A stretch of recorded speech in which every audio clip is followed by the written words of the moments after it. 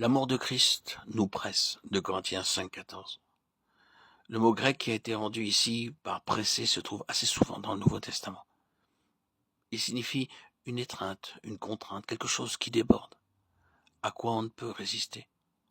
Nous trouvons ce même mot dans l'Épître aux Philippiens, chapitre 1, verset 23. Je suis pressé des deux côtés, écrit l'apôtre. Jésus l'emploie en annonçant le baptême de souffrance au devant duquel il s'avance. Je dois être baptisé d'un baptême, et combien ne suis-je pas pressé jusqu'à ce qu'il s'accomplisse. C'est encore le même mot qui est employé dans le récit de la Passion concernant les hommes qui avaient saisi Christ et le frappé.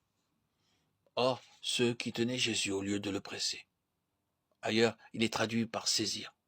Ils furent saisis d'une grande peur et par retenir au sujet de la belle-mère de Simon retenu par la fièvre. Ces exemples de situations diverses où le même mot grec est employé nous aident à comprendre le sens exact de celui-ci et à saisir la pensée de l'apôtre lorsqu'il écrit « L'amour de Christ me presse ». Cet amour l'environne, conduit sa course dans une direction unique, le garde de toute déviation. Il est tenu par cet insondable amour. Il est complètement subjugué, poussé en avant, tel le torrent qui poursuit impétueusement sa course et renverse tous les obstacles qui s'y opposent. Et telle est bien l'irrésistible puissance de cet amour insondable du Christ. Amour qui l'a poussé à se dépouiller soi-même de sa divinité, à revêtir notre humanité, à charger nos douleurs et nos péchés, et à mourir sur la croix en rançon pour le pécheur. C'est cet amour qui est désormais le moteur de la vie nouvelle.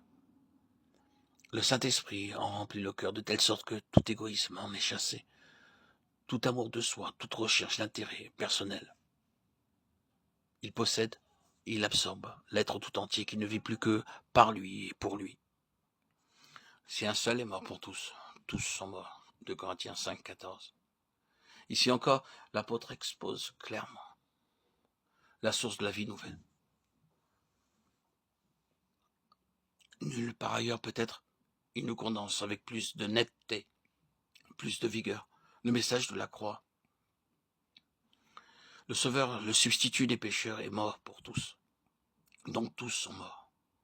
L'amour de Christ me presse, s'écrie l'apôtre, parce que moi aussi je suis monté au calvaire, parce que dans la mort du Christ, j'ai vu mon arrêt de mort.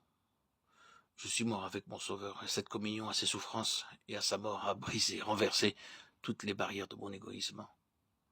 L'amour qui a conduit mon Sauveur au calvaire s'est répandu en mon cœur par le Saint-Esprit.